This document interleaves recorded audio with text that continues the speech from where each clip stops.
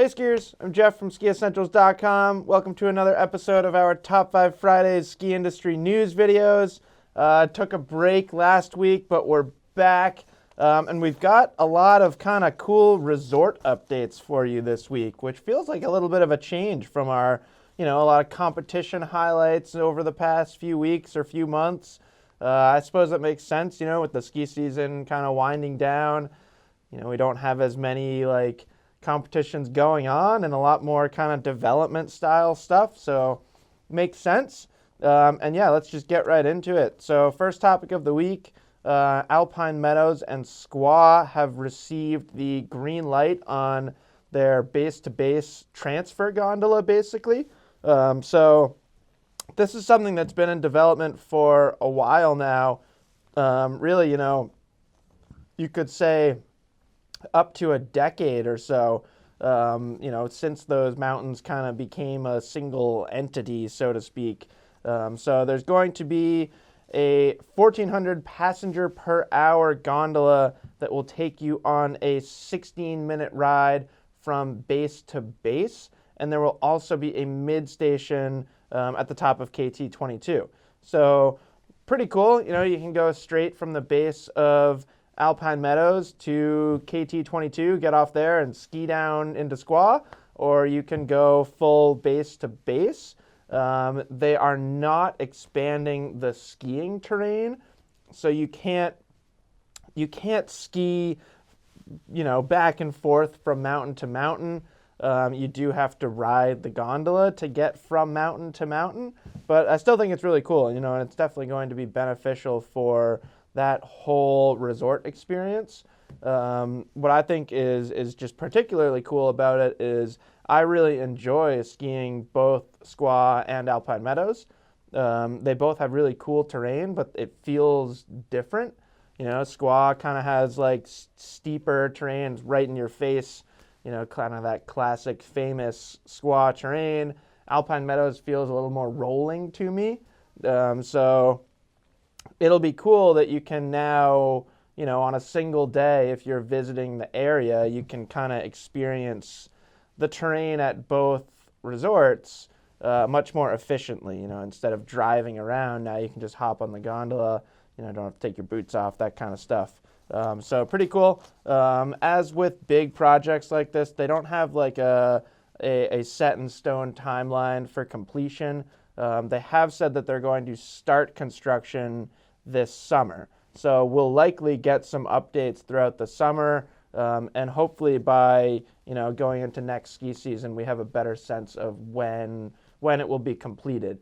I think it's pretty darn safe to say we won't have it for the upcoming season, but potentially the following season, I could see that being feasible.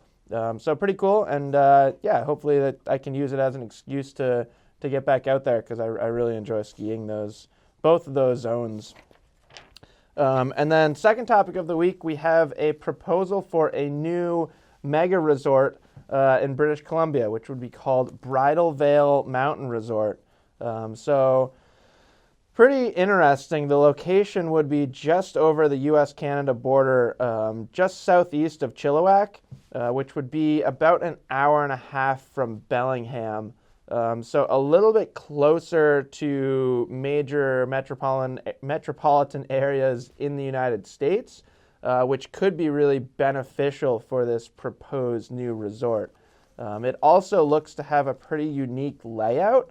So, where traditional ski areas or most ski areas kind of have a series of different lifts kind of taking you up the face that you can look at. This looks to be more of kind of a resort that's going to be set in a bowl, and you would ride a lift up to the base of the resort. So kind of like June, if anybody's ever skied June, kind of the sister mountain to Mammoth. June kind of has that feel where you get there and there's nothing at the base, and then you get on the lift and the lodge is actually up kind of more in a existing bowl. And they also said that you would get really cool views, 360 panoramic views of the surrounding peaks on your way up. And Size-wise, it would be a substantial resort. We're talking 11,500 acres of skiable terrain with an average of 2,300 vertical feet on, most runs. So that's really big. And essentially, a resort that size would rival places like Whistler and other major British Columbia resorts. And they kind of have a little bit of an edge, so to speak, in the sense that they are closer to the United States. So perhaps would make travel easier, perhaps would entice more people to use that as a destination. And it also could make it easier for people that live in that area to travel to a really cool resort. Whistler is a pretty substantial drive from the United States. I've done it before, and it's beautiful. It's a really cool drive, but it is lengthy. So, yeah, I think this is a very feasible proposal, and it's going to be really interesting to see what happens. And it also looks like a place that I would love to go experience, because it looks like it would be a pretty unique skiing experience just with that setting, and potentially the views that you would get. So really interesting. I like all these resort news topics this week, and for the third topic we have another one. So Alta has a proposed plan to alter some of their terrain, and that plan has been met with some resistance from employees and locals. So essentially, Alta has proposed grading and merging Nina's Curve and Shoe Gully into one run that would be a more gradual pitch as well as wider. They would basically remove all the trees in that area and just make it like, a just uniform, big, wide slope. There's a petition on change.org that was started by some employees and has clearly picked up some momentum already. I think it was up to almost 1,500 signatures last time I checked. And they're kind of citing the idea that it could falsely invite beginner skiers into that area, which is not necessarily a great place for a beginner to go. The surrounding terrain is pretty challenging, and there's concern that it could result in just an increase of injuries, and just bad situations.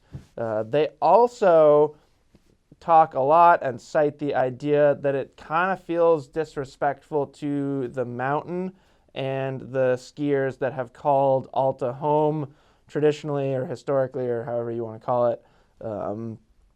Alta has unique terrain. It has a unique feel as a mountain in general, and I think that's reflected in the clientele and the people that ski there. There are a lot of really good skiers who have specifically chosen Alta as their home mountain, as where they ski every day. And I do think it's kind of a slap in the face to those skiers. I think if I lived out there, I would be pretty bummed to hear this. I'm trying to think of like an equivalent at Stowe, and I guess I can't really. But I guess if they like just groomed all the front four trails at Stowe or something, it'd be like, well, you can't do that. Like, we all like skiing that stuff. So pretty interesting. I think that my guess in this situation is that Alta is going to see kind of the existing passion in their clientele and their existing skiers, and probably back down from this a little bit. That's my expectation, but it's going to be interesting to see what happens with it. Yeah, really cool resort update this week. And then fourth topic of the week is a little different.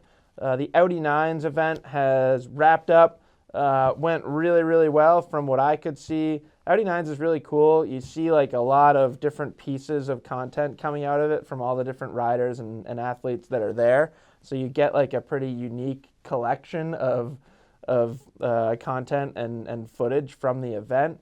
Usually like the really, the fancy, like high-level production stuff we won't see for a little while, but you see like some GoPro shots from people and stuff like that. Really unique event, and I think it was even more unique this year in the sense that most European mountains have been closed all season long. They essentially had to operate in a bubble, so all the athletes, it's like a professional sports team bubble. Like they did lots of testing and had a lot of strict requirements for the participants and the athletes to keep everyone safe. Also pretty unique in the sense that it feels like they brought a really wide range of skiers to the event this year. So they give out a rider or ruler of the week award, and this year it went to Matej Sponsor for men and Sarah Hoffland for women. There's like a 20-year age gap between those two skiers, I think. It's about 20 years. So pretty cool to see just kind of people on opposite ends of the park skier age spectrum. And Matej is like very much the future. He's like the one of the most promising up-and-coming park skiers. He has unbelievable amounts of talent, just a raw, talented skier. Really cool to see him there. And then we also had people like Candide Thovex there, who's just like the most legendary of all skiing legends. So I just think it's cool that they make this event, they make this unbelievable feature. There's just like massive amounts of work goes into creating this giant snow feature. And then you bring in people like Matej and people like Candide, and you just have like the craziest session ever. So really cool to see Audi Nines happen this year. It wasn't able to happen last year. So I think they did a great job kind of bringing it back to the masses and bringing it to the people. And that kind of carries us right into our edits of the week, because the first edit of the week is the Audi Nines ski mixtape. So they basically do a ski and snowboard mixtape. They're about 5 minutes long, feature female and male skiers. They do a really good job of like dropping in the name of the skier so you know who you're watching. I'm sure you guys will recognize some of your favorite skiers in there. And it's really cool just kind of seeing like the different perspectives that these different athletes have, and they kind of take their own unique skiing style and apply it to this incredibly unique feature, and it results in some really cool tricks and some really cool shots. So definitely check that out if you haven't already. And then we only have 2 edits of the week this week. Pretty slow week for edits. And the second one doesn't even have any skiing in it. I should say that, but it might actually. But Red Bull put this together, and it's some unbelievable snow kayaking.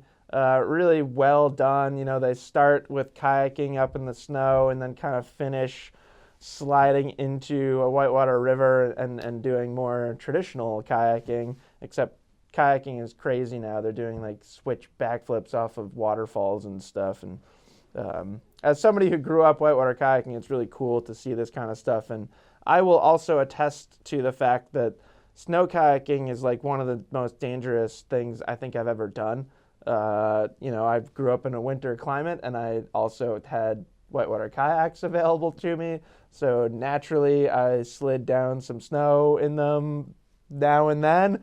You have like zero control in a kayak on snow, which made this even more impressive, at least for me personally. So check both of those out. And that's it for Top 5 Fridays this week. Ski season's wrapping up this weekend here in Stowe. This is closing weekend. It is literally snowing right now. We've had about a 2-week stretch of like 50, 60 degree weather, and then all of a sudden somebody flipped the switch last night and it's probably snowed like 6 to 8 inches in the last 24 hours. So kind of feels weird that this is closing weekend, but it is. Hopefully you're able to get out on snow this weekend if your local resort is still open. And maybe we'll see you on the slopes if you happen to be at Stowe. And then after this week, we'll catch you on the mountain bike trails and hiking trails and stuff like that. So, yeah, have a great weekend, and we'll talk to you next week.